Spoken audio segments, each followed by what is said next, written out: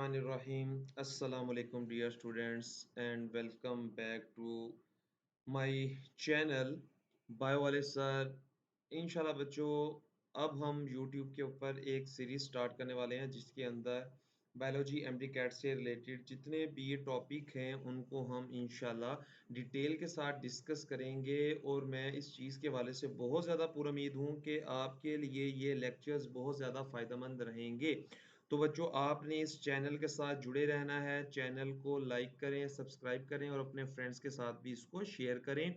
और अगर आपको ये वीडियो पसंद आए, आपको इस वीडियो से कोई फ़ायदा हो, तो लाजमी कमेंट सेक्शन में आपने इसके बारे में मुझे बताना है। जी बच्चे, बगैर टाइम ज़ाया किए हम इंशाल्लाह चलते हैं वीडियो की तरफ। और आज का बच्चे जो हमारा टॉपिक है वो एमडी कैट का जो यूनिट है, cell the unit of life, उससे बच्चों एक टॉपिक है प्लाज्मा मेम्ब्रेन। अगर बच्चे आप रिसेंट ईयर का एनालिसिस करें तो आपको ये देखने को मिलेगा कि इस टॉपिक में से लाजमी एक या दो एमसीक्यूज हर दफा एमडी कैट के अंदर आ रहे होते हैं। एमडी कैट के अलावा बच्चे शहीद जुल्फकार अली भुट्टो मेडिकल यूनिवर्सिटी जो कि फेडरल की मेडिकल यूनिवर्सिटी है उससे रिलेटेड भी, और केपीके के अंदर जो मेडिकल टेस्ट होता है ईटा, उसके अंदर भी, बलोचिस्तान के मेडिकल टेस्ट के अंदर भी और सिंध के मेडिकल टेस्ट के वाले से। तो तमाम बच्चों जो एंट्रेंस टेस्ट है मेडिकल के, उनके अंदर ये टॉपिक बहुत ज़्यादा ज़रूरी है। तो डिटेल के साथ बच्चे इस वीडियो को देखने के लिए लास्ट तक आपने लाजमी वॉच करना है। जी बच्चे, स्टार्ट करते हैं। सबसे पहले यहाँ पर मैंने इस प्लाज्मा मेम्ब्रेन जो कि सेल का एक बहुत ही इसेंशियल, एक बहुत ज़रूरी कंपोनेंट है, उसके बच्चों कुछ इंट्रोडक्शन के बारे में चीज़ें लिखी हैं, तो आपने चीज़ें याद रखनी है। सबसे पहले बच्चे ज़रा यहाँ पर देखें, मैं यहाँ पर इसको इंट्रोड्यूस कुछ इस तरीके से करवा रहा हूँ कि प्लाज्मा मेम्ब्रेन एक डायनामिक स्ट्रक्चर है। ये बच्चों लिविंग कंटेंट है सेल का। ये किसी भी सेल के लिए, किसी भी लिविंग सेल के लिए एक बड़ी जरूरी चीज है और ये लिविंग है, ठीक है। ये नॉन लिविंग कंपोनेंट नहीं है, ये लिविंग कंटेंट होता है सेल का। उसके अलावा बच्चों ये बहुत ही थिन होता है, तकरीबन 7 नैनोमीटर जो है ना वो इसकी थिकनेस होती है, ठीक है। उसके अलावा बच्चों ये बहुत नाजुक एक स्ट्रक्चर है किसी भी सेल के लिए। फिर बच्चों ये सेल्फ रिपेयरिंग भी है। अगर प्लाज्मा मेम्ब्रेन में से कुछ पोर्शन जो है वो निकाल लिया जाए, सेल अगर उसको खुद रिमूव कर रहा है एंडोसाइटोसिस या एक्सोसाइटोसिस के प्रोसेस से या किसी और प्रोसेस से, सेल की अगर प्लाज्मा मेम्ब्रेन कम हो रही है तो बच्चों किसी दूसरे प्रोसेस से उतनी ही प्लाज्मा मेम्ब्रेन दोबारा सेल की बन भी रही होती है।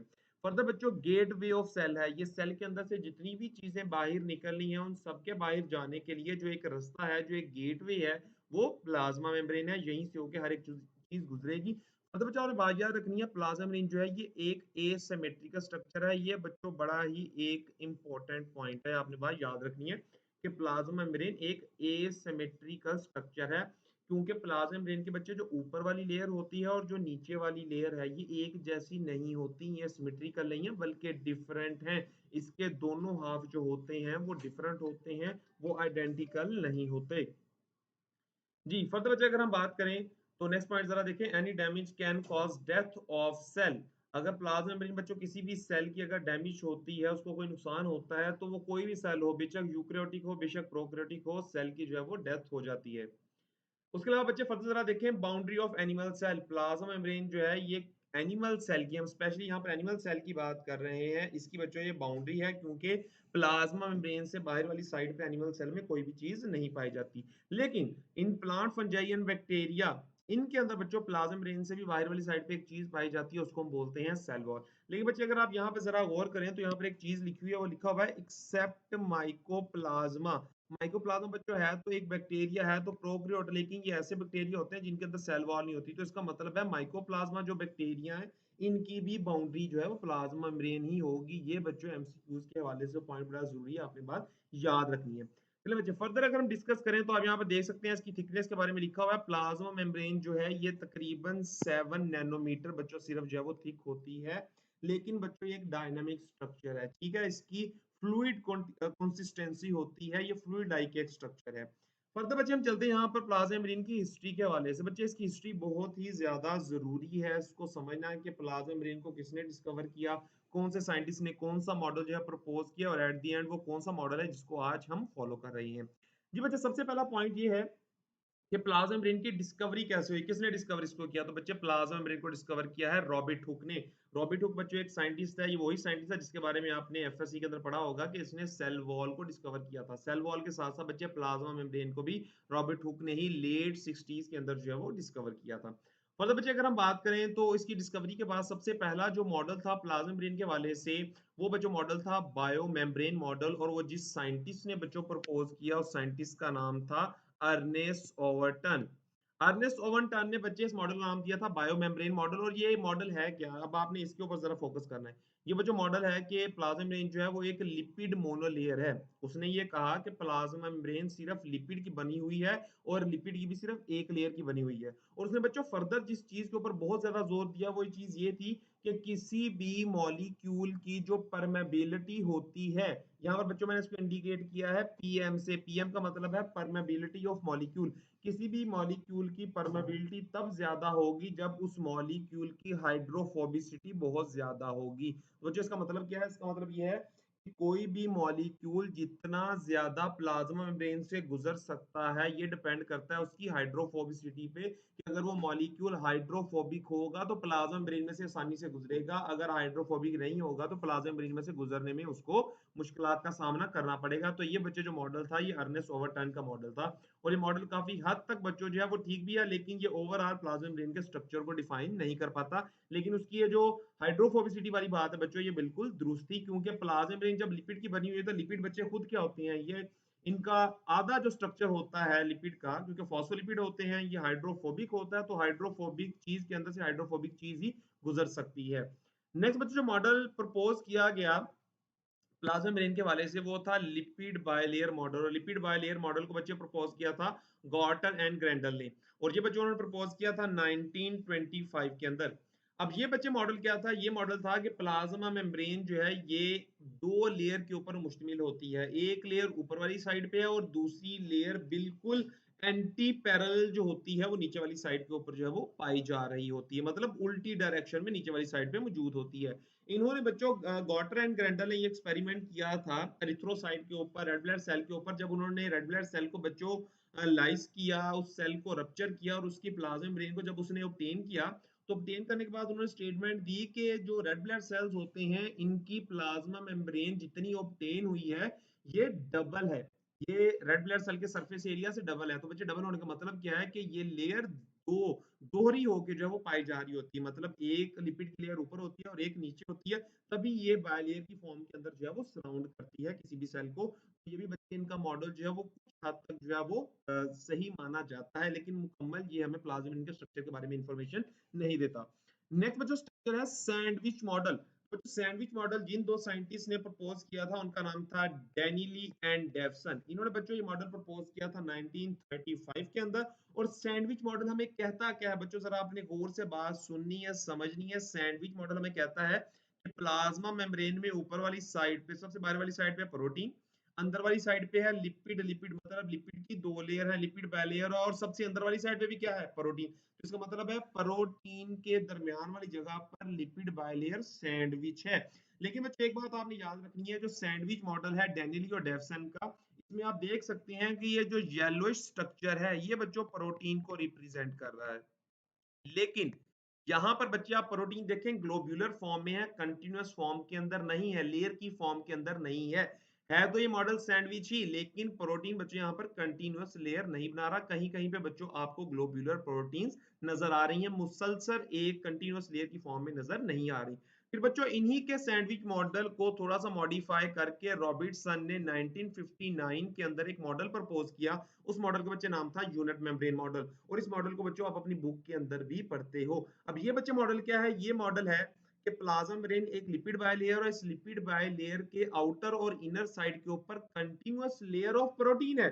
अब जरा देखिए फर्क सिर्फ इतना है बच्चों डेनिली और डेवसन और रॉबर्टसन के मॉडल के अंदर, कि वो कह रहे थे कि प्रोटीन आउटर और इनर पाई जा रही है लेकिन कंटीन्यूअस लेयर में नहीं है, लेकिन रॉबर्टसन ने कहा कि प्रोटीन जो है कंटीन्यूअस लेयर की फॉर्म में होती है। और प्रोटीन बच्चे यहाँ पर जो है प्रोटीन का जितना भी पोर्शन है वो हाइड्रोफिलिक होता है, और यहाँ पर जो फॉस्फोलिपिड है उनका भी जो हेड है वो भी हाइड्रोफिलिक ही है, ठीक है। लेकिन जो फॉस्फोलिपिड की टेल्स हैं जो इनर साइड के ऊपर हैं वो हाइड्रोफोबिक हैं। ये बच्चों जो मॉडल है वो रॉबर्टसन ने प्रपोज किया था। इसको यूनिट मेम्ब्रेन मॉडल इसलिए बोला जाता है क्योंकि रॉबर्टसन का ये मानना था कि सेल की प्लाज्मा मेम्ब्रेन के अलावा सेल के अंदर जितनी भी मेम्ब्रेन्स हैं, बेशक वो ऑर्गेनेली के इर्द गिर्द हैं या सेल में कहीं भी पाई जाती हैं, उन सब के अंदर यही मॉडल जो है वो पाया जाता है। देन बच्चों फिर इलेक्ट्रॉन माइक्रोस्कोप की रेवोल्यूशन के बाद बहुत ज्यादा हमें आसानी होगी चीजों को समझने के लिए, और फिर बच्चे जो सबसे अप्रोप्रिएट मॉडल आया जिसको आज हम मानते हैं, जिसको हम समझते हैं और एक्चुअली जो प्लाज्मा ब्रेन के स्ट्रक्चर को सपोर्ट करता है, वो है बच्चे फ्लूइड मोज़ेक मॉडल। और इसको बच्चों प्रपोज किया था जोनाथन सिंगर ने एंड गार्थ निकोलसन ने, और ये बच्चों मॉडल प्रपोज किया गया था 1972 के अंदर। अब बच्चे इस मॉडल से रिलेटेड आप यहाँ पर डायग्राम देख सकते हैं। अब इस डायग्राम को जरा आपने समझना है और इस मॉडल को आपने समझना है।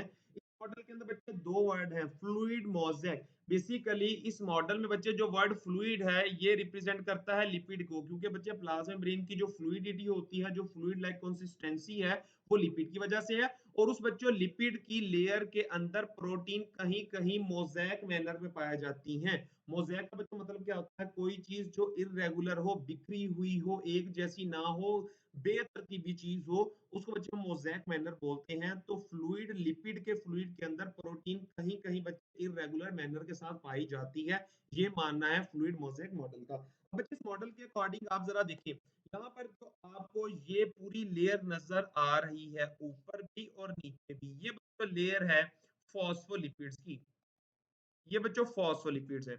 और इस फॉस्फोलिपिड के अंदर बच्चे आप देख सकते हैं कहीं कहीं पे आपको प्रोटीन्स मिल रही हैं। अब बच्चों ये प्रोटीन्स भी यहाँ पर एक जैसी नहीं है, डिफरेंट तरह की प्रोटीन्स हैं। कुछ आप प्रोटीन देख सकते हैं कंप्लीटली बच्चों मेम्ब्रेन के क्रॉस एम्बेडेड है, ये वाली प्रोटीन भी। और ये बच्चे जो पिंक में आपको नजर आ रही है, ये प्रोटीन भी। लेकिन कुछ प्रोटीन ऐसी होती हैं बच्चे जो पार्शियली एम्बेडेड होती हैं, जैसे कि आप ये प्रोटीन देख सकते हैं और ये प्रोटीन देख सकते हैं। ये जो आपको येलोइश और ये ग्रीन सी कलर के अंदर बच्चों आपको नजर आ रही है, ये पार्शली एम्बेडेड प्रोटीन है, यहाँ सरफेस प्रोटीन है, सिर्फ सरफेस के ऊपर पाई जा रही है। वो बच्चों प्रोटीन जो कंप्लीटली एम्बेडेड हो प्लाज्मा मेम्ब्रेन के क्रॉस, इस बच्चों प्रोटीन को हम बोलते हैं इंट्रिंसिक प्रोटीन या इंटेग्रल प्रोटीन, और ट्रांस मेम्ब्रेन प्रोटीन भी इन्हीं को बोला जाता है। लेकिन बच्चे वो प्रोटीन जो कंप्लीट प्लाज्मा मेम्ब्रेन के क्रॉस नहीं पाई जाती, उनको हम बोलते हैं एक्सट्रिंसिक प्रोटीन या पेरिफेरल प्रोटीन। इस चीज का बच्चे आपने ख्याल रखना है।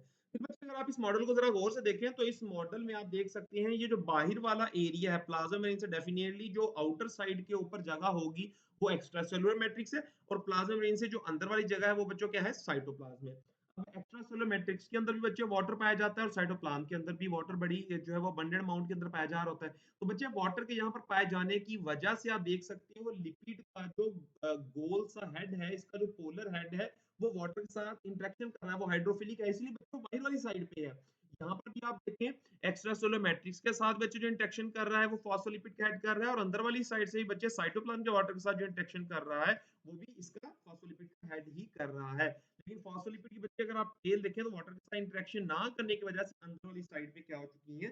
एम्बेडेड हो चुकी है, क्योंकि बच्चे हाइड्रोफोबिक होती हैं। फिर बच्चे आप यहाँ पर जरा देखें जो एक्सट्रिंसिक प्रोटीन है, सॉरी इंट्रिंसिक जो प्रोटीन है जो कंप्लीट प्लाज्मा मेम्ब्रेन के क्रॉस पाई जाती हैं, ये दो तरह की होती हैं। यहाँ तो बच्चों ये गेट है, चैनल है, यहाँ बच्चों ये क्या है? कैरियर की तरह काम करती हैं। अब इनमें फर्क क्या होता है? बच्चों गेट या चैनल वो होते हैं जिनका पाथवे एक होता है, कॉमन एक पाथवे होता है, एक रास्ता होता है। तो कोई भी स्पेसिफिक चीज वहां से गुजर के बाहर से अंदर आ सकती है और अंदर से बाहर जा सकती है। ये उस सब्सटेंस को, उस मॉलिक्यूल को अपने साथ अटैच करवा के मूव नहीं करवाते, बल्कि वो चीज इस रास्ते में से गुजर जाती है। बिल्कुल टनल की तरह का, पोर की तरह का एक रास्ता है जो चीजों के गुजरने के लिए होता है। जबकि बच्चे कैरियर जो है तो आप देख सकते हैं कैरियर प्रोटीन में यहाँ पर आपको कुछ बाइंडिंग साइट्स नजर आ रही हैं, ये जरा देखिए। ये बाइंडिंग साइट इसलिए होती है क्योंकि कैरियर का बच्चों काम होता है कि सबसे पहले किसी भी मॉलिक्यूल को पकड़ के अपने साथ अटैच कराता है, और अटैच करवाने के बाद यहाँ तो बाहर से अंदर की तरफ मूव करवाएगा या अंदर से बाहर की तरफ मूव करवाएगा। तो कैरियर ने पहले अटैचमेंट करनी होती है, उसके बाद मूवमेंट करवानी होती है। लेकिन बच्चों गेट या चैनल से किसी भी चीज की, मॉलिक्यूल की मूवमेंट जो होती है वो बाहर से अंदर और अंदर से बाहर वैसे ही हो सकती है विदाउट एनी अटैचमेंट। फिर बच्चे आप यहाँ पर जरा देखें, आपको लिपिड बायलेयर के दरमियान वाली जगह पर ये कोई स्ट्रक्चर नजर आ रहा है। ये बच्चे बेसिकली जो स्ट्रक्चर है ना, ये है कोलेस्ट्रॉल। अब बच्चे ये कोलेस्ट्रॉल यहाँ पर आपने बाहर रखी, ना तो आउटर साइड पे होता है ना ही इनर साइड पे होता है, बल्कि लिपिड बायलेयर के दरमियान में पाया जा रहा होता है। और ये प्लाज्मा मेम्ब्रेन की फ्लूइडिटी को मेंटेन करने के लिए बहुत ज्यादा जरूरी होता है। फिर बच्चे आप यहाँ पर कुछ फाइबर देख सकते हैं। बाहर वाली साइड पे जो फाइबर है वो है fibre of extra cellular matrix, और बच्चों ये अटैच होते हैं किसके साथ, आप गौर से देख सकते हैं, ये प्रोटीन के साथ अटैच है, इंट्रिंसिक प्रोटीन के साथ अटैच है। और जबकि बच्चे अंदर वाली साइड पे भी आपको ये फाइबर्स नजर आ रहे हैं, और ये जो फाइबर्स हैं ये हैं फाइबर्स ऑफ साइटोस्केलेटन। साइटोस्केलेटन बच्चे आपको पता है क्या है, ये सेल के अंदर पाए जाने वाला एक फ्रेमवर्क है, ये सेल के शेप को मेंटेन करने वाली चीज है। इसके अंदर तीन चीजें होती हैं, आपको पता है, माइक्रोट्यूब्यूल्स है, माइक्रोफिलामेंट है, इंटरमीडिएट फिलामेंट्स है। तो बच्चों ये साइटोस्केलेटन के फाइबर्स जो होते हैं प्लाज्मा मेम्ब्रेन के नीचे वाली साइड पे जुड़े होते हैं, प्लाज्मा मेम्ब्रेन को ये भी सपोर्ट दे रहे होते हैं। फिर बच्चे आ जाते हैं एक्सट्रिंसिक प्रोटीन की तरफ। एक्सट्रिंसिक प्रोटीन ऐसी होती हैं जो यहाँ तो बच्चे पार्शियली एम्बेडेड होती है मेम्ब्रेन में, या सिर्फ सरफेस के ऊपर पाई जा रही होती हैं, ये प्लाज्मा मेम्ब्रेन के अक्रॉस मौजूद नहीं होती। इन बच्चों प्रोटीन के ऊपर ये आप देख सकते हैं ग्रीन कलर के अंदर आपको जो चेन नजर आ रही है बच्चों, कार्बोहाइड्रेट है, यहाँ तो ये लगी होती है, यहाँ सिर्फ ये उसी तरीके से सरफेस के ऊपर पाए जा रहे होते हैं, और ये प्लाज्मा मेम्ब्रेन के स्ट्रक्चर को मेंटेन करने में हेल्प करते हैं। अगर तो बच्चे किसी एक्सट्रिंसिक प्रोटीन के ऊपर कोई कार्बोहाइड्रेट लग जाए तो फिर बच्चों ये क्या कहलाएगा, ये ग्लाइकोप्रोटीन कहलाएगा। और ग्लाइकोप्रोटीन का काम क्या होता है प्लाज्मा मेम्ब्रेन में, इसको हम फर्दर डिस्कस करते हैं।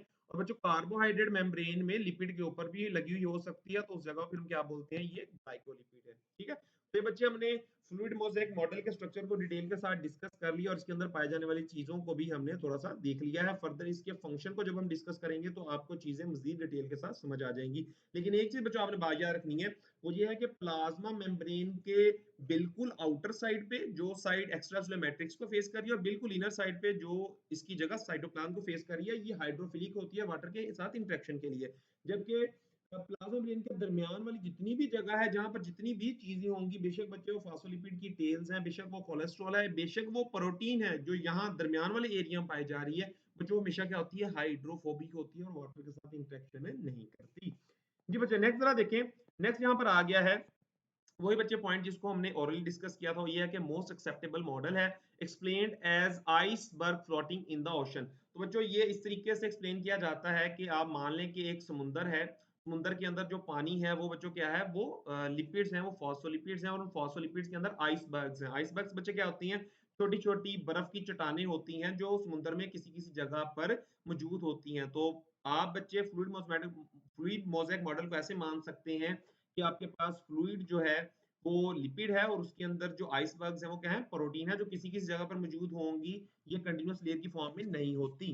जी बच्चे फर्दर आपने बात याद रखनी है, प्लाज्मा मेम्ब्रेन की बच्चे दो सरफेस है, एक इसकी सरफेस जो है वो एक्स्ट्रासेलुलर मैट्रिक्स की तरफ होती है, और दूसरी इसकी सरफेस जो होती है वो साइटोप्लाज्म की तरफ होती है। और इसकी दोनों सरफेस जो है बच्चे ये आइडेंटिकल नहीं है, both surface are not identical. ये बच्चों पॉइंट आपने याद रखना है, ये एमडी कैट के अंदर आपसे पूछ सकते हैं। नेक्स्ट बच्चे हम चलते हैं इसकी कंपोजिशन की तरफ। तो बच्चे अगर हम प्लाज्मा मेम्ब्रेन की कंपोजिशन को देखें तो plasma membrane three main component से मिलकर बनता है, protein, lipid and carbohydrate.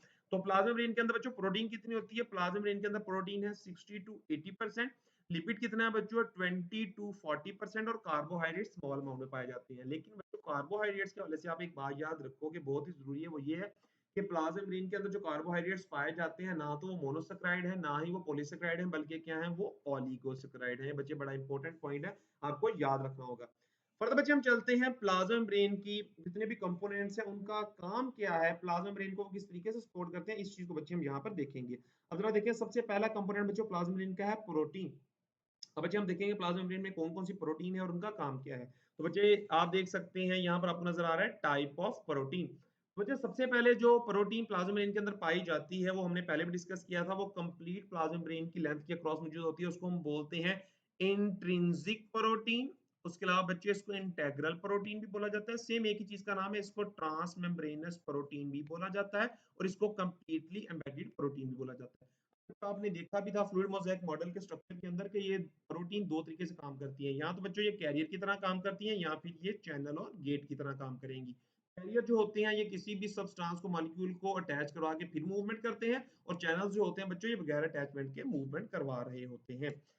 Further बच्चे जो प्लाज्मा मेम्ब्रेन के अंदर प्रोटीन पाई जा रही थी जो कंप्लीटली एम्बेडेड नहीं थी, उसको बच्चे हम नाम दिया था एक्सट्रिंसिक प्रोटीन, इसको हम पार्शियली एम्बेडेड प्रोटीन भी बोलते हैं, और इनको बच्चों पेरिफेरल प्रोटीन भी बोला जाता है।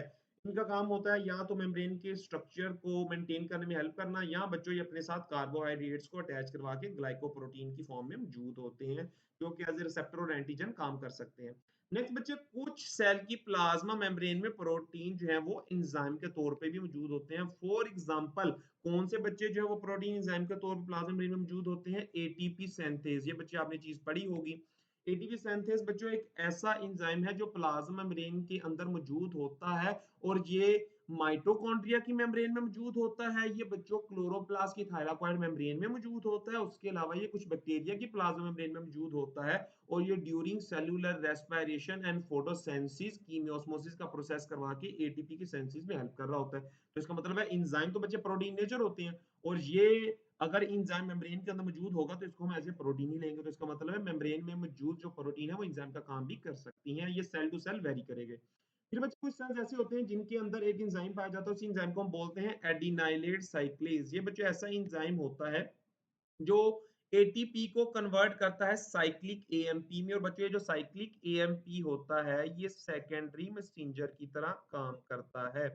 बच्चों वो सेल जो हार्मोन को रिसीव करते हैं, अगर तो बच्चे हार्मोन ऐसा हो जो प्लाज्मा को क्रॉस करके सेल के अंदर ना जा सके, तो बच्चों उस हार्मोन के मैसेज को लेने के बाद ये एडिनाइलेट साइक्लेज क्या करता है कि उसके मैसेज को फिर साइक्लिक एएमपी की मदद से सेल के अंदर जो है ना वो भेजता है। तो साइक्लिक एएमपी को सेकेंडरी मैसेंजर बोला जाता है, और जो प्राइमरी मैसेंजर होता है डेफिनेटली वो क्या होंगे? वो हार्मोन्स होंगे। तो वो हार्मोन्स जो प्रोटीन नेचर होंगे या पॉलीपेप्टाइड नेचर होंगे वो सेल को क्रॉस नहीं कर सकते। तो आगे पहले बच्चों सेल की मेम्ब्रेन के रिसेप्टर पे लगते हैं, रिसेप्टर पे लगने के बाद ये जो एंजाइम होता है एडिनाइलेट साइक्लेज उसके मैसेज को कैसे आगे कन्वे करता है कि ये एटीपी को साइक्लिक एएमपी में कन्वर्ट करेगा। बच्चे ये साइक्लिक एएमपी जो होता है वो हार्मोन का मैसेज फर्दर सेल के अंदर लेके जा रहा होता है। तो ये भी एक एंजाइम है और सेल की मेम्ब्रेन के अंदर ये मौजूद होता है। नेक्स्ट बच्चों, प्रोटीन जो है मैंने आपको जैसे कि बताया था, प्रोटीन क्या करती हैं? कार्बोहाइड्रेट के साथ मिलके ग्लाइकोप्रोटीन की फॉर्म में मौजूद होती हैं मेम्ब्रेन के ऊपर वाली साइड पे, आउटर साइड पे, इनर साइड पे नहीं, आउटर साइड पे। तो वहां पर ये रिसेप्टर और एंटीजन की तरह काम कर सकती हैं, और अगर बच्चे ये रिसेप्टर की तरह काम करेंगी तो ये आने वाले हार्मोन्स की रिसेप्शन कर सकेंगी, और उसके अलावा बच्चों अगर ये एंटीजन की तरह काम कर रही हैं तो ये स्पेसिफिक सेल शेप के लिए रिस्पॉन्सिबल है, या सेल टू सेल रिकॉग्निशन के लिए क्या होती है? रिस्पॉन्सिबल होती है। ये बच्चों आपने बात याद रखनी है। नेक्स्ट है बच्चों, कौन सा कंपोनेंट प्लाज्मा मेम्ब्रेन का? वो है लिपिड। अब बच्चों जो लिपिड कंपोनेंट होता है प्लाज्मा मेम्ब्रेन का, इसका काम होता है प्लाज्मा मेम्ब्रेन की फ्लूइडिटी को एनहेंस करना, उसको मेंटेन करना। और बच्चे अभी हमने प्रोटीन के बारे में पढ़ा है, प्रोटीन जो होती है प्लाज्मा मेम्ब्रेन की मेटाबॉलिक एक्टिविटी के लिए रिस्पॉन्सिबल होती है। तो आपने हर कंपोनेंट के काम को भी याद रखने हैं। अब बच्चे कौन कौन सा लिपिड जो प्लाज्मा मेम्ब्रेन के अंदर पाया जाता है? सबसे पहले बच्चे जो लिपिड प्लाज्मा मेम्ब्रेन के अंदर पाया जाते हैं उसको हम बोलते हैं फॉस्फोलिपिड। आपको फॉस्फोलिपिड बच्चों कुछ ऐसे देखने को मिलता है। एक इसका राउंड हेड होता है, इसका बच्चे जो हेड होता है वो हाइड्रोफिलिक होता है, पोलर होता है, और हमेशा ये आउटर साइड पे होगा। और बच्चे ये जो इसकी टेल्स आपको नजर आ रही हैं ये हाइड्रोफोबिक होती हैं, और ये नॉन पोलर होती हैं, और ये इनर साइड पे होती हैं। और बच्चे इसकी टेल में जहां पर डबल बॉन्ड आ रहा होगा वहां पर आपको ऐसा किंक देखने को मिल रहा होगा, और ये किंक जो होता है बेसिकली टेल के अंदर ये अनसैचुरेशन को रिप्रेजेंट कर रहा होता है। अगर तो टेल बच्चे बिल्कुल सीधी हो तो इसका मतलब है कि फास्फोलिपिड की इन टेल के अंदर कोई भी डबल बॉन्ड नहीं है, तमाम कार्बन कार्बन बॉन्ड जो है वो सिंगल है। लेकिन अगर कहीं पे बच्चों आपको ये टेढ़ापन नजर आ रहा हो, किंक नजर आ रहा हो, तो इसका मतलब होता है कि इसकी इस हाइड्रोकार्बन टेल के अंदर डबल बॉन्ड उस जगह पर मौजूद है।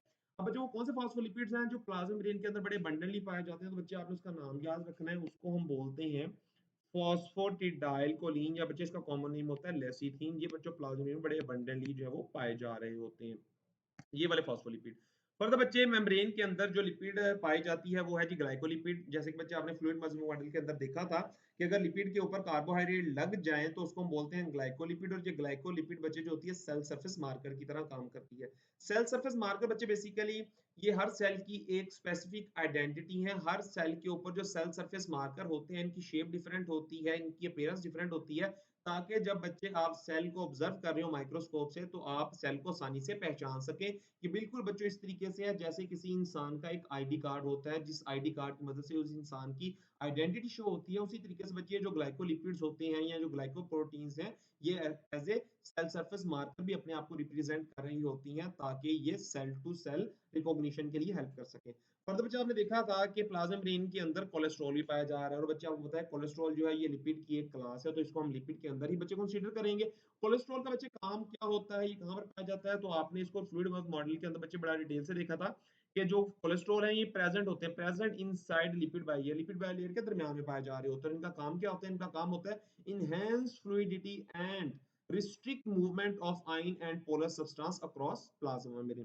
पहला तो बच्चे इसका काम है कि ये लिपिड की जो लेयर है, जो प्लाज्मा मेम्ब्रेन है, उसकी फ्लूइडिटी को मेंटेन करती है, एनहांस करती है, और दूसरा बच्चों ये पोलर और आयनिक चीजों को प्लाज्मा मेम्ब्रेन में से गुजरने से रोकती है, और नॉन पोलर जो चीजें होती हैं उनको गुजरने में हेल्प कर रही होती है। आपने चीजें याद रखनी है।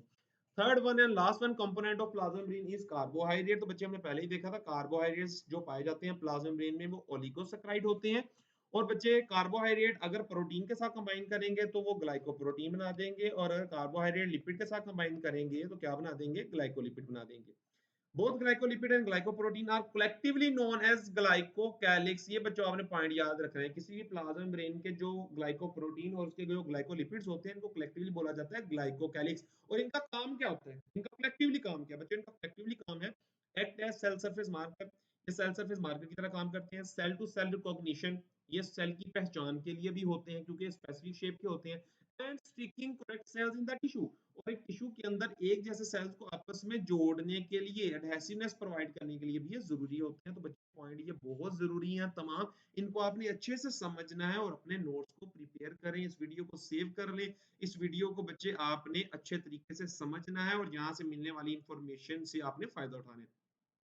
और तो बच्चा आपने बात याद रखनी है, प्लाज्मा मेम्ब्रेन के कुछ और भी नाम है। प्लाज्मा मेम्ब्रेन का जो ओल्ड नेम है, इसको बोला जाता था पहले प्लाज्मा लीमा।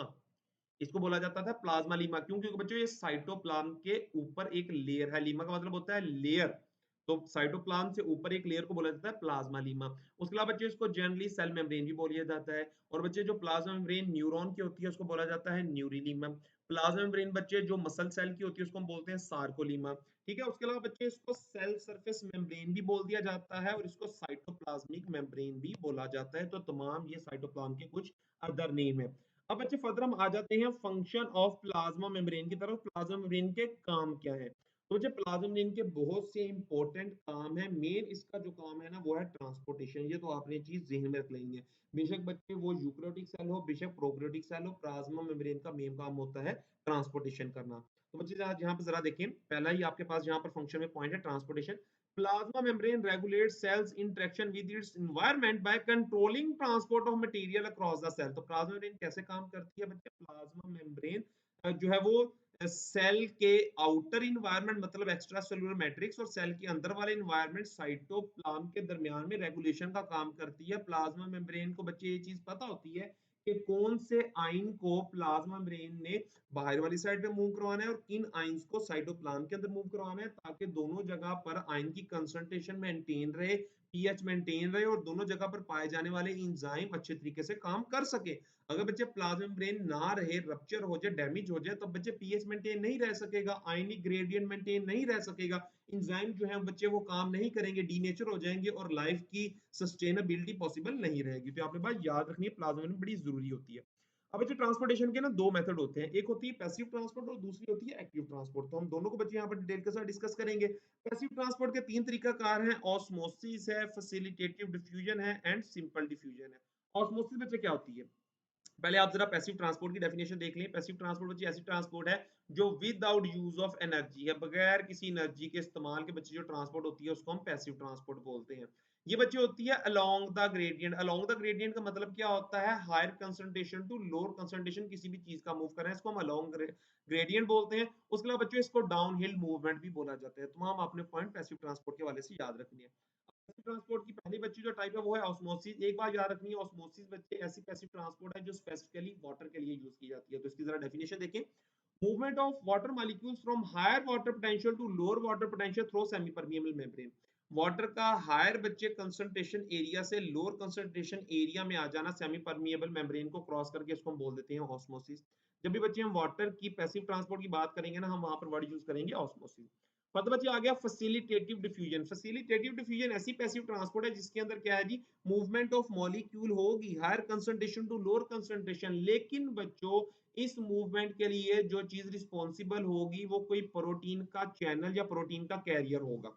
ठीक है, मॉलिक्यूल ने higher concentration to lower concentration ही आना है, लेकिन बच्चों मॉलिक्यूल्स ने एक प्रोटीन कैरियर या चैनल से होके आना है, ठीक है? तो इसको हम बोलते हैं फैसिलिटेटिव डिफ्यूजन। और बच्चे सिंपल डिफ्यूजन क्या होती है? सिंपल डिफ्यूजन ये है कि किसी भी मैटर का, वो सॉलिड है, वो गैस है, वो लिक्विड है, उसका higher concentration to lower concentration गुजर के आ जाना जनरली बच्चों डिफ्यूजन कहलाता है। तो पैसिव ट्रांसपोर्ट के मैकेनिज्म है। तो प्लाज्मा मेम्ब्रेन बच्चे जो होती है पैसिव ट्रांसपोर्ट करवाती है। और ये पैसिव ट्रांसपोर्ट के जो टाइप्स हैं, इसके मैकेनिज्म बच्चों ये डिपेंड कर रहे होते हैं मॉलिक्यूल टू मॉलिक्यूल के, कौन से मॉलिक्यूल के बारे में बात हो रही है। फर्दर बच्चे जो आपके पास ट्रांसपोर्ट का मैकेनिज्म आ जाएगा वो है एक्टिव ट्रांसपोर्ट। अब एक्टिव ट्रांसपोर्ट बच्चे ऐसी ट्रांसपोर्ट है जो विद यूज ऑफ एनर्जी है, आपने एनर्जी को इस्तेमाल करके चीजों को मूव करवाना है। ये बच्चों हमेशा होती है अगेंस्ट द कंसंट्रेशन ग्रेडियंट। अब अगेंस्ट कंसंट्रेशन ग्रेडियंट क्या है? अगेंस्ट कंसंट्रेशन ग्रेडियंट का बच्चों मतलब होता है लोअर टू हाई मूव करना। तभी बच्चों इसको अप हिल मूवमेंट भी बोला जाता है।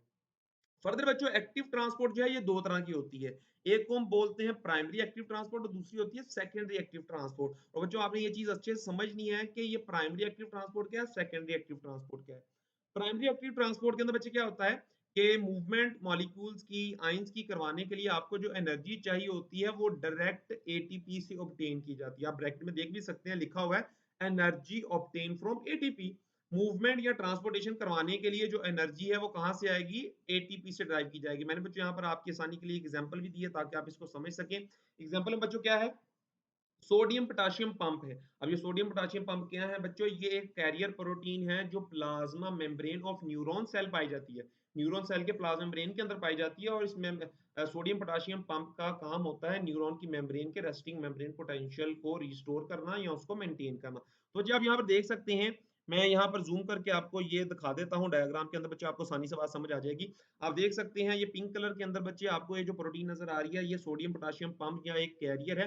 इस कैरियर का काम क्या है इस बच्चे? कैरियर ने करना क्या है कि बाहर वाली साइड से पोटाशियम को मूव करवाना है अंदर वाली साइड पे, और अंदर वाली साइड से सोडियम को मूव करवाना है बाहर वाली साइड से। हालांकि अगर बच्चे आप देखें तो आपको यहाँ पे ना क्लियर कट नजर भी आ रहा होगा कि पोटाशियम अंदर वाली साइड पे 20 टाइम्स ज्यादा मौजूद है as compare to outer side. तो इसका मतलब है पोटाशियम की कंसंट्रेशन अंदर ज्यादा थी और पोटाशियम की कंसंट्रेशन आउटर साइड पे कम थी।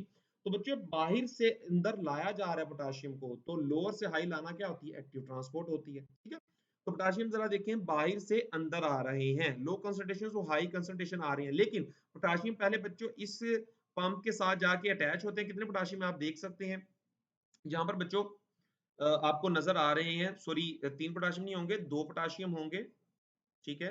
2 यहाँ पर बच्चों पोटाशियम होंगे, 2 पोटाशियम होते हैं और 3 सोडियम होते हैं। तो बाहर से 2 पोटाशियम जो है बच्चों वो अगेंस्ट कंसंट्रेशन ग्रेडियंट अंदर आते हैं, और अंदर से देखिए अंदर सोडियम कम है, बाहर सोडियम जो है वो ज्यादा है। तो कम जगह से सोडियम, कितने सोडियम? 3 सोडियम बच्चे बाहर मूव करवाए जा रहे हैं, ठीक है। जब ये एक दफा कैरियर प्रोटीन या पंप काम करेगा तो बाहर से 2 पोटाशियम को अंदर लेके आएगा और अंदर से 3 सोडियम को बाहर मूव करवाएगा, अगेंस्ट कंसंट्रेशन ग्रेडियंट काम करेगा। और इस काम के लिए एनर्जी कहां से आएगी बच्चे? आप देख सकते हैं एटीपी टूटती है और एडीपी में कन्वर्ट होती है, और निकलने वाली एनर्जी की मदद से ये against the concentration gradient in ion की मूवमेंट करवाई जा रही होती है। तो ऐसी बच्चे जो मूवमेंट होती है इसको हम बोलते हैं प्राइमरी एक्टिव ट्रांसपोर्ट। फर्दर बच्चे हम यहाँ पर देखेंगे कि दूसरी ट्रांसपोर्ट कौन सी है। तो बच्चे दूसरी ट्रांसपोर्ट है जी सेकेंडरी एक्टिव ट्रांसपोर्ट। अब बच्चे सेकेंडरी एक्टिव ट्रांसपोर्ट के अंदर क्या होता है? Energy obtain other than ATP. मतलब अगेंस्ट कंसंट्रेशन ग्रेडियंट मूवमेंट करवाने के लिए जो एनर्जी है ना वो एटीपी नहीं देगा बल्कि कोई और सोर्स से एनर्जी आ रही होगी। तो बच्चे हम यहाँ पर एग्जांपल देख लेते हैं। एग्जांपल यहाँ पर क्या है? Proton pumping during chemiosmosis. Chemiosmosis के दौरान जो प्रोटॉन की पंपिंग हो रही होती है, जो प्रोटॉन की एक्टिव ट्रांसपोर्ट होती है वो सेकेंडरी एक्टिव ट्रांसपोर्ट से होती है। अब ये मैकेनिज्म क्या बच्चों आपने जरा समझना है। ये बेसिकली जो मैंने मेम्ब्रेन बनाई है ये बच्चों मेम्ब्रेन है थाइलाकॉइड की मेम्ब्रेन। थाइलाकॉइड की मेम्ब्रेन में आप देखें सबसे पहले ये ग्रीन कलर का बच्चों आपको चीज नजर आ रही है, फोटोसिस्टम 2 है। फोटोसिस्टम 2 बच्चों लाइट को एब्जॉर्ब करता है। लाइट को एब्जॉर्ब करने के बाद यहाँ से क्लोरोफिल ए से बच्चों इलेक्ट्रॉन निकलते हैं और इलेक्ट्रॉन निकल के फिर मूव करते हैं। तो फोटोसिस्टम 2 से जो इलेक्ट्रॉन निकलते हैं पहले जाते हैं जी प्लास्टोसाइनिन के पास। प्लास्टोसाइनिन से बच्चे जाते हैं, सॉरी प्लास्टोसाइनिन प्लास्टोक्विनिन है यहाँ पर, प्लास्टोक्विनिन के पास जाते हैं। प्लास्टोक्विनिन से बच्चों जाते हैं साइटोक्रोम कॉम्प्लेक्स के पास। साइटोक्रोम कॉम्प्लेक्स से बच्चों ये जो हैं इलेक्ट्रॉन ये मूव करके जाते हैं प्लास्टोसाइनिन के पास। प्लास्टोसाइनिन से जाते हैं फोटोसिस्टम 1 के पास, फोटोसिस्टम 1 से इलेक्ट्रॉन मूव करके जाते हैं फेरिडॉक्सिन के पास, फेरिडॉक्सिन से इलेक्ट्रॉन मूव करके जाते हैं जी एनएडीपी रिडक्टेज के पास, और एनएडीपी रिडक्टेज बच्चों इन इलेक्ट्रॉन और प्रोटॉन को लेने के बाद आपस में कंबाइन करता है और एक रिड्यूसिंग एनर्जी NADPH2 बना देता है। लेकिन बच्चे जब ये इलेक्ट्रॉन मूव कर रहे थे तो इन इलेक्ट्रॉन की मूव करने की वजह से ना इलेक्ट्रॉन से एनर्जी निकल रही थी, और इस एनर्जी को बच्चों इस्तेमाल करके जो सोडियम पोटेशियम पंप था इसने इलेक्ट्रॉन कैरियर की तरह तो काम किया ही किया, लेकिन बच्चों ये साइटोक्रोम जो कॉम्प्लेक्स होता है ये पंप की तरह भी काम करता है। ये इलेक्ट्रॉन से निकलने वाली एनर्जी को इस्तेमाल करके बाहर पड़े हुए, मतलब ये थाइलाकॉइड की मेम्ब्रेन से बाहर वाली जगह क्या होगी, स्ट्रोमा होगा, वहां से बच्चों प्रोटॉन को पकड़ता है और पकड़ के इन इलेक्ट्रॉन की एनर्जीज की मदद से इनको against the concentration gradient move करवा के अंदर ले आता है। अब अंदर कौन सी जगह है, डेफिनेटली आपको पता है थाइलाकॉइड मेम्ब्रेन के अंदर वाली जगह साइड पे जो जगह है वो है थाइलाकॉइड का ल्यूमेन, यहाँ पर ले आएगा। तो आप देख सकते हैं प्रोटॉन स्ट्रोमा में कम थे, अंदर ज्यादा थे, फिर भी against concentration gradient cytochrome complex ने एज ए पंप काम करके प्रोटॉन को मूव करवाया। ठीक है, तो ये गेन्स कंसंट्रेशन ग्रेडियंट बच्चों काम हुआ, लेकिन एनर्जी जो है वो एटीपी से नहीं निकाली गई, बल्कि कहां से ली गई एनर्जी, एनर्जी बच्चों इलेक्ट्रॉन जो इमिट कर रहे थे उस एनर्जी को इस्तेमाल किया गया। फर्दर बच्चे ये कीमियोस्मोसिस का काम कैसे होता है, इसके अंदर मैकेनिज्म क्या होता है, जब हम बायोएनर्जेटिक्स का टॉपिक करेंगे, जब बच्चे हम फोटो सिस्टम को डिस्कस करेंगे वहां पर डिटेल के साथ मैं इस चीज को दोबारा डिस्कस करूंगा। तो आपने बेसिकली ये काम देखना था कि एक्टिव ट्रांसपोर्ट प्राइमरी कौन सी है और सेकेंडरी कौन सी है, ये बच्चों यहाँ पर मेन चीज समझाना आपके लिए एक मकसद था। नेक्स्ट बच्चों जरा देखें प्लाज्मा ब्रेन का एक और बच्चों काम है, और काम क्या है, ऑब्टेन न्यूट्रिएंट। प्लाज्मा ब्रेन बच्चों सेल के आउटर साइड में पाई जाती है, कोई भी चीज बाहर से न्यूट्रिएंट जो है वो अंदर आए या अंदर से बाहर जाए तो उन्होंने मेम्ब्रेन से होके गुजरना है, ठीक है ना। तो प्लाज्मा ब्रेन जो है वो न्यूट्रिएंट्स को अंदर लाने के लिए, ऑब्टेन करने के लिए भी हेल्प करती है, ठीक है।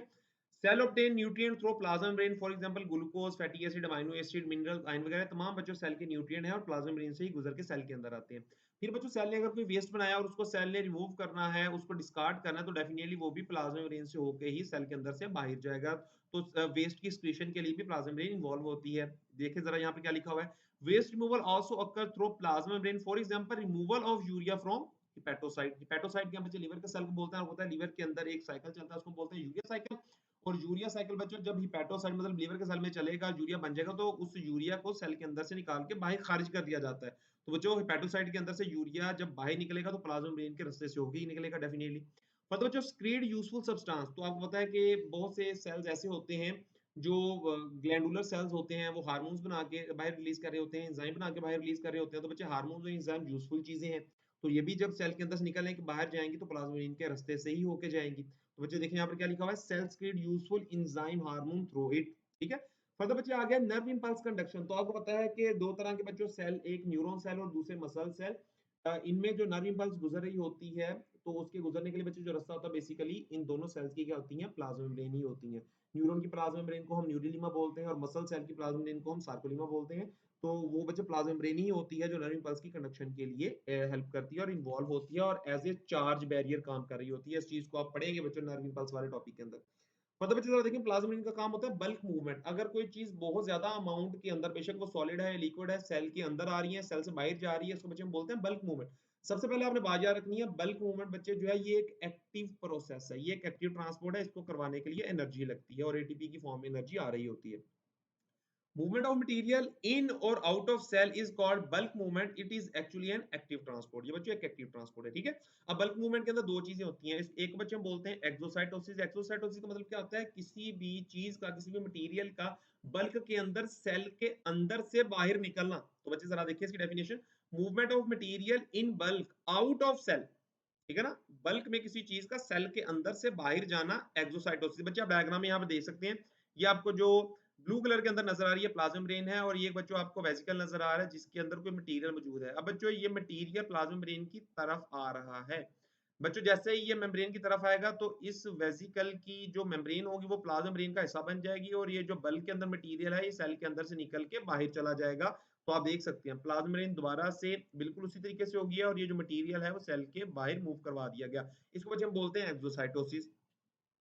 नेक्स्ट बच्चे जरा देखें एंडोसाइटोसिस। ये बिल्कुल एक्सोसाइटोसिस का बच्चे उलट होता है कि movement of material inside the cell, किसी भी चीज का बाहर से अंदर आना बल्क के अंदर एंडोसाइटोसिस है। अब एंडोसाइटोसिस बच्चे दो तरह की होती है, अगर तो कोई चीज बल्क के अंदर जो आ रही है वो सॉलिड है, ठीक है, वो सख्त किस्म की है या उसका मॉलिक्यूल साइज बड़ा है, तो उसके लिए बच्चे हम वर्ड यूज करते हैं फैगोसाइटोसिस। फैगोसाइटोसिस का मतलब क्या होता है? Cell eating. और अगर बच्चे कोई चीज जो बल्क के अंदर आ रही है वो लिक्विड शेप है या लिक्विड है या डिसॉल्व होके आ रही है, तो उसके लिए हम वर्ड यूज करते हैं पेनोसाइटोसिस। बेसिकली फैगोसाइटोसिस और पिनोसाइटोसिस एंडोसाइटोसिस ही है, लेकिन मटेरियल के ऊपर डिपेंड करता है कि हमने वर्ड फैगोसाइटोसिस यूज करना है या पिनोसाइटोसिस यूज करना है। पिनोसाइटोसिस का बच्चे लेटरल मीनिंग होता है सेल ड्रिंकिंग, क्योंकि यहाँ पर जो मटेरियल आ रहा है वो लिक्विड सब्सटेंस है। तो आप देख सकते हैं बच्चे, कोई भी ये मटेरियल आ रहा है, प्लाज्मा मेम्ब्रेन सबसे पहले अंदर की तरफ पिंच होती है, पिंच होने के बाद एक वेसिकल बनाती है और वेसिकल की फॉर्म के अंदर ये फिर चीजों को मूव करवा के अंदर ले जाती है। तो बच्चे यहाँ पर हम इस टॉपिक के अंदर आप देख रहे हैं कि हमने प्लाज्मा मेम्ब्रेन की इंट्रोडक्शन देखा, हमने उसकी थिकनेस देखी, उसके तमाम मॉडल्स को डिटेल के साथ डिस्कस किया, इसकी कंपोजिशन को देखा और इसके फंक्शन को बच्चे हम डिस्कस किया। ठीक है, तो ये बड़ा बच्चे एक इंपॉर्टेंट आपका टॉपिक है, इससे रिलेटेड बहुत ज्यादा चीजें जो है वो एंटी टेस्ट के अंदर पूछी जाती हैं और कोरिलेट इससे चीजों को किया जाता है। तो आपने अच्छे से इस टॉपिक को जो है वो समझना है, और अगर वीडियो पसंद आई बच्चे इसको लाइक करें, अपने फ्रेंड के साथ शेयर करें, और अगर आप न्यू है मेरे चैनल पे, जो चैनल को लाजमी सब्सक्राइब करें ताकि इस तरह की इंफॉर्मेटिव वीडियो आप तक आती रहे। नेक्स्ट लेक्चर तक बच्चों आपने वेट करना है, चैनल के साथ कनेक्ट रहना है। तब तक के लिए अल्लाह हाफिज।